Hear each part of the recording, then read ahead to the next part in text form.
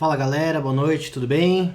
Bom, meu nome é Jonas Romero, eu sou proprietário da empresa The Kitchens. The Kitchens é especializada na parte de estruturação de cozinha profissional, né? Então a gente está no segmento aí em torno de 10 anos, temos um histórico aí de mais de 100 projetos de restaurantes, bares, hotéis, entre outros no segmento, né? Mas, bom, o intuito não é falar muito da minha empresa, falar do que a gente faz, mas conversar um pouquinho com vocês sobre três pontos que eu acho importante a gente se atentar, principalmente nessa época de crise, aproveitar, usar como oportunidade, já que a gente está com um movimento reduzido, para a gente rever nossos conceitos, nossa operação. Então a gente vai falar um pouquinho hoje sobre fluxo de produção, é, custo operacional, equipamentos e tecnologia para a cozinha, tá? Uma coisa acaba sendo totalmente linkada à outra, né? E então vamos lá, fluxo de produção, o que seria isso? O fluxo de produção, fiz alguns tópicos aqui, algumas anotações para a gente não perder o foco. A gente tem que aproveitar essa hora e essa crise agora para analisar como está o nosso fluxo de produção. O que seria o fluxo de produção?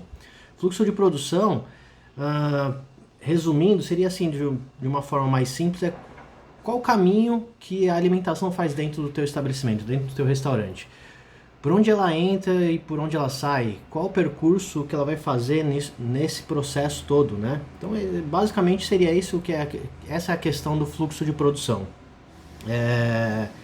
E aí, qual que é o ideal? O ideal é que a gente consiga encontrar uma forma que esse fluxo se torne linear, ou seja, que a tua produção se torne linear. A partir do momento que você achar esse fluxo linear de produção, ela se torna menos custosa.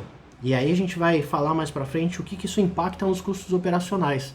Então, se a gente conseguir achar esse fluxo ideal, linear de produção, a gente consegue tornar a nossa cozinha menos custosa, como eu falei, mais higiênica, mais segura, né? Então, entre outros pontos, a gente vai tocar no assunto aí no decorrer do nosso vídeo. Bom, fluxo linear. Uma questão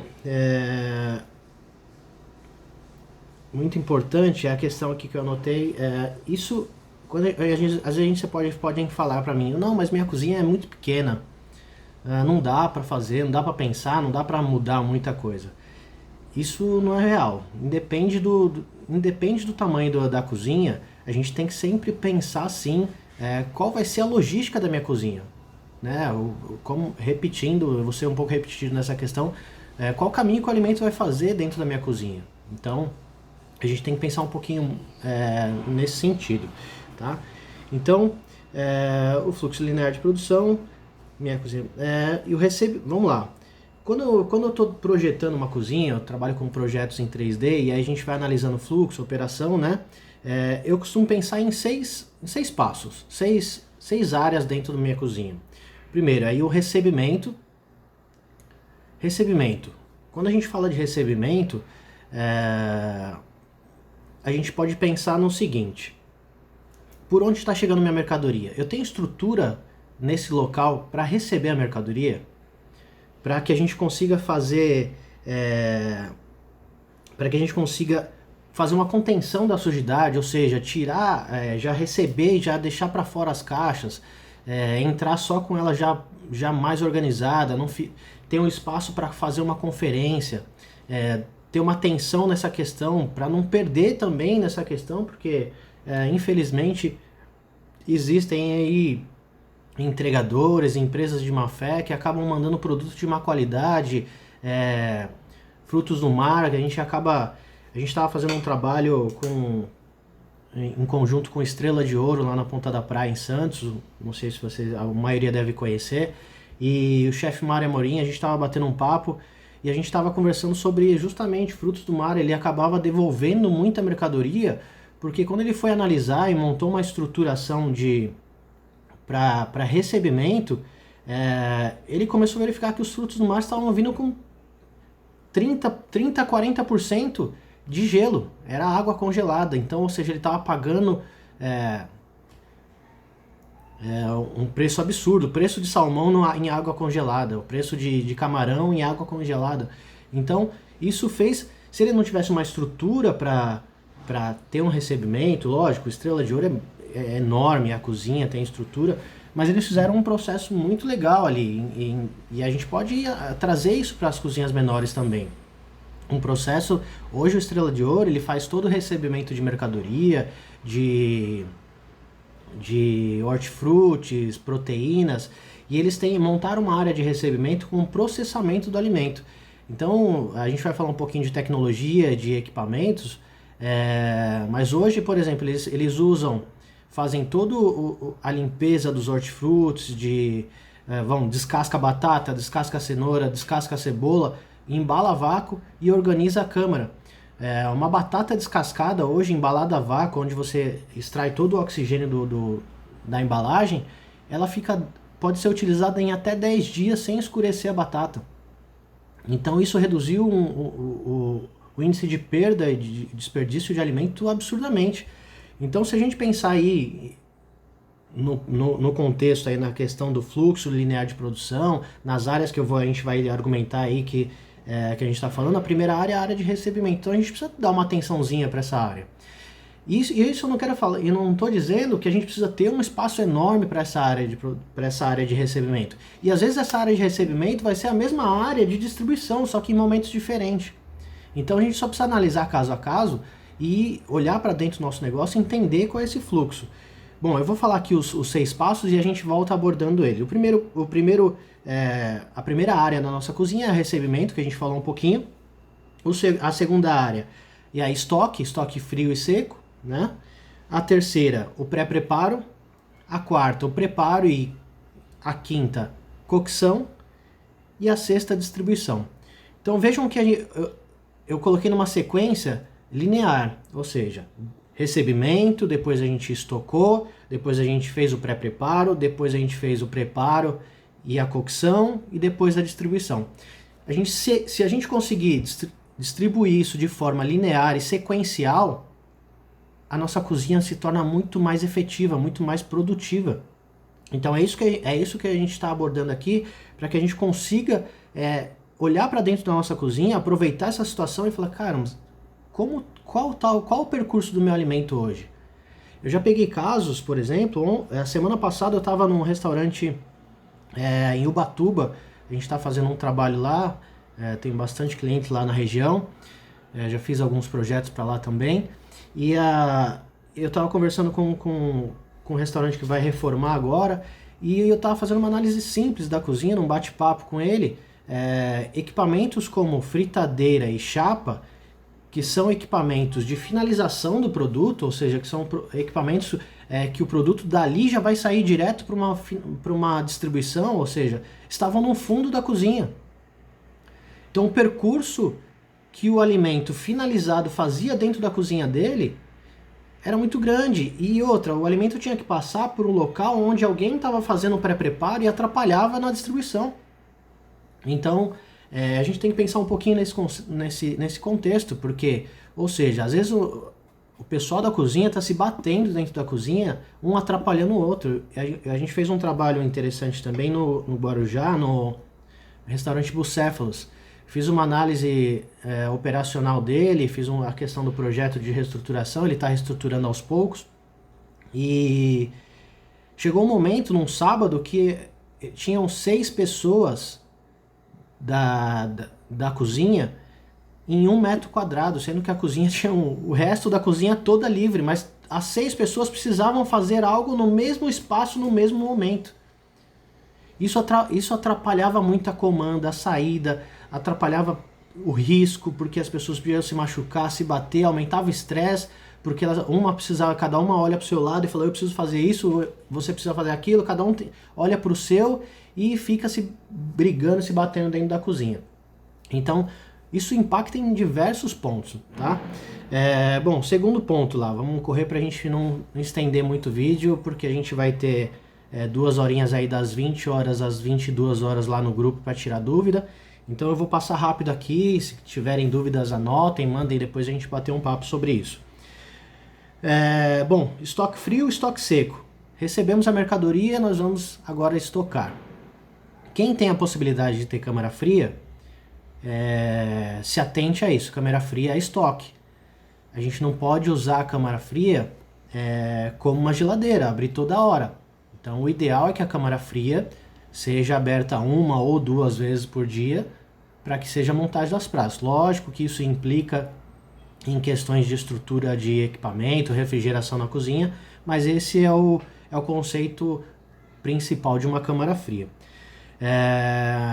Mas aí a gente estaria numa sequência, fez o recebimento, estocou em estoque frio, se não for câmara fria, nas geladeiras, pensar em organizar essa questão também, não usar às vezes você tem 2 geladeiras e tudo misturado. Não, vamos deixar uma geladeira para utilizar de estoque e outra geladeira mais próximo na área de pré-preparo e de cocção, de preparo e cocção, para que a gente monte um estoque separado do estoque de praça. Então, que a gente o chefe Arnaldo até falou isso interessante sobre essa questão. Depois dá uma olhadinha, quem não assistiu o vídeo do chefe Arnaldo ontem, ele falou bastante sobre isso, sobre o mise en place, sobre essa estrutura de praça, sobre a questão de cardápio, foi bem legal. Isso uma coisa está ligada à outra, tá? Então, organizar dessa maneira. Lógico, tem exigências, a gente não pode esquecer da vigilância sanitária, tem as 2 normativas aí, as 2 legislações, a RDC 216 e a CVS 5, a RDC de âmbito nacional e a CVS de âmbito regional. Então, a gente tem que se atentar nessas legislações também, as regras de estocagem, de temperatura, tem alguns pontos. Se vocês quiserem, depois eu posso passar também para que vocês se atentem a essa questão. Tá? Tomar muito cuidado com a contaminação cruzada.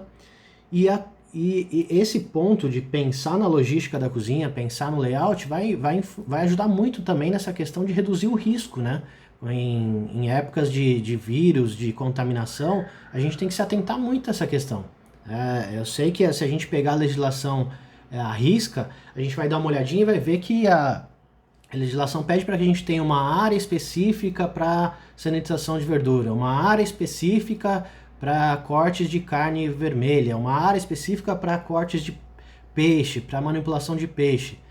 E normalmente, muito difícil, o restaurante vai ter isso, espaço para tudo isso separadinho.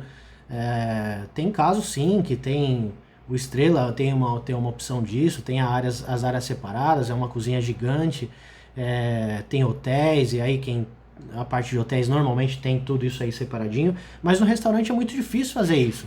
Mas nada impede que a gente tenha essas áreas dentro de um planejamento onde elas são a mesma área, ou seja, eu posso às 9 horas da manhã estar manipulando carne vermelha e às 10 horas começar a manipular peixe, desde que eu faça um processo de desinfecção correto. Então a gente vai tomar cuidado com isso, mas pensando também que eu tenho que pensar nessas áreas. Eu vou estar fazendo a manipulação de proteínas aqui, 9 horas da manhã de carne vermelha, às 10 de peixe, se atentar a essa questão, né? Tomar cuidado também para não deixar o produto muito tempo fora de refrigeração, esperando ali. E pensando, não esquecendo da questão do fluxo linear de produção. Tá no local certo? Nesse momento não vai atrapalhar ninguém na cocção, no pré-preparo, não vai atrapalhar ninguém no recebimento, não vai ter contaminação cruzada por conta disso, por conta das áreas estarem cruzadas. Então, vamos pensar muito nessa questão. Depois que a gente pensar no estoque, né, estocou o produto, tanto no estoque seco e estoque frio, deixou tudo aí, já fez uma pré-higienização dos produtos recebidos, tirou caixa. Caixa é um transporte público de insetos. Então, a gente tem que evitar ao máximo que entre caixa de papelão para dentro das cozinhas. Tomar muito cuidado com isso. Fez o estoque, e o chefe Arnaldo falou ontem também no vídeo da questão de controle de estoque. Então, vamos se atentar a isso, controlar o estoque, fazer o tal do primeiro que entra, o primeiro que sai, se organizar nessa questão. O estoque A gente tem que se atentar muito a isso. Às vezes é um perigo ter aqueles freezers horizontais se você não tiver um controle minucioso disso, porque se você tiver ali e não fizer esse controle do primeiro que entra com o primeiro que sai, você perde muito, o desperdício é muito grande. A mercadoria fica ali parada, você não enxerga. Então se atentem muito, vamos organizar essa questão. Se tiver a possibilidade, eu particularmente prefiro nos meus projetos trabalhar com a refrigeração vertical em alguns pontos, né? Na parte de estoque, sim, porque você consegue ter uma visualização maior do teu estoque refrigerado, mas na refrigeração de praça, aí, de pré-preparo, eu prefiro trabalhar com os balcões refrigerados, onde você tem o balcão de operação e embaixo a refrigeração. Mas aí é uma coisa que vai ser rotativo, vai ser abastecido todo dia no teu mise en place, na praça. Então, e aí ele otimiza espaço porque você tem um balcão de operação com a refrigeração embaixo. São equipamentos que ajudam muito nesse contexto para que a gente tenha essas áreas bem estruturadas, né? Bom, aí a gente vai para a parte de preparo e a estruturação, né? Preparo, sanitização de verdura, montagem de saladas, os cortes de carnes, toda essa parte onde a gente vai organizar o que tiver que ir para cocção, ir para cocção, o que já for do pré-preparo, como saladas, forem sanitizadas e montadas e direto para distribuição, e o que tiver que ir para cocção, vai para cocção. Cocção, e aí a gente vai falar um pouquinho, meio que entrando na questão de equipamentos. Vamos se atentar muito na questão dos equipamentos de cocção. Vamos dizer, 90% dos equipamentos de cocção utilizam 70%, utilizam só 30% do teu consumo energético, ou seja, gás ou eletricidade, para o preparo de alimentos. 70% vai para a coifa. Tá? Isso é um estudo comprovado dentro das cozinhas. Além de deixar o ambiente extremamente quente e salubre para o operador, estressante, ele está jogando dinheiro embora. Né? Então a gente tem que se atentar muito a essa questão. Principalmente fogões que a gente chega nas cozinhas e olha aquela chama amarelada. Aquela chama amarelada, ela tá queimando pouco oxigênio ali, a mistura de oxigênio com gás tá irregular e você tá queimando muito gás. Além dela não ser eficiente, não gerar uma caloria de aquecimento, ou seja, você vai demorar muito tempo para ferver algo, para cozinhar algo, você tá queimando gás, você jogando dinheiro fora e as panelas acabam ficando pretas. Além de ter um trabalho imenso, elevar o teu consumo de água para higienização, elevar o teu consumo de produto químico para limpeza, o desperdício é absurdo. Então se atentem a essa questão da cocção para que a gente consiga reduzir um pouco esse custo nesse sentido. Tá? Mais para frente a gente vai falar um pouquinho sobre custos operacionais e a gente vai voltar nesse assunto da questão de consumo de gás, de consumo elétrico, para se atentar muito nisso, que faz uma diferença significante se a gente manter os equipamentos de cocção dentro dos padrões, de forma correta, bem cuidadinho. Então se atentem a isso para que a gente não tenha esse desperdício nesse sentido. Então, só recapitulando aqui, a gente fez o recebimento da mercadoria. Em segundo momento, estocou, aí estoque frio, estoque seco, fez o pré-preparo, o preparo, a cocção e a distribuição. Lembre que é uma sequência linear. Se a gente conseguir achar esse fluxo linear mesmo, repetindo que em áreas, na mesma área sejam feitos processos diferentes em momentos diferentes, cada caso é um caso. Então, precisa pensar e olhar para dentro da tua operação. É a hora de agarrar como oportunidade essa queda e analisar, ver onde estão os ralos da tua cozinha que está indo embora o teu dinheiro. Então vamos buscar essas informações, vamos entrar e olhar para dentro, perguntar para os cozinheiros, porque muitas vezes eu sei que tem muito dono de restaurante que cai para dentro da cozinha, conhece bem a tua operação, conhece quando o cozinheiro falta, vai e faz, mas tem casos que isso se torna impossível, o cara fica muito preso no administrativo, no salão, e não tem muito dessa visão, acaba ficando muito na mão dos cozinheiros, tem muitos cozinheiros com 15, 20 anos, e infelizmente as equipes de cozinha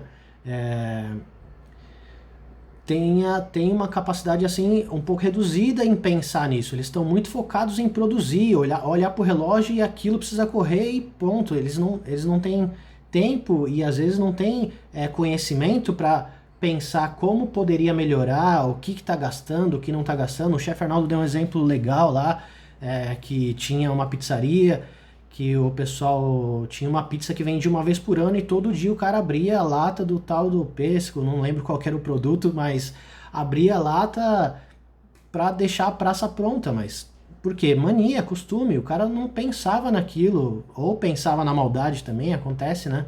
Então, a gente tem que se atentar nesses casos. Bom, eu vou encerrar esse vídeo agora, que deu 20 minutos mais ou menos de vídeo. Vou fazer um novo vídeo para a gente continuar falando sobre o custo operacional, equipamentos e tecnologia. Beleza? Pessoal, até o próximo. Já já, tamo aí.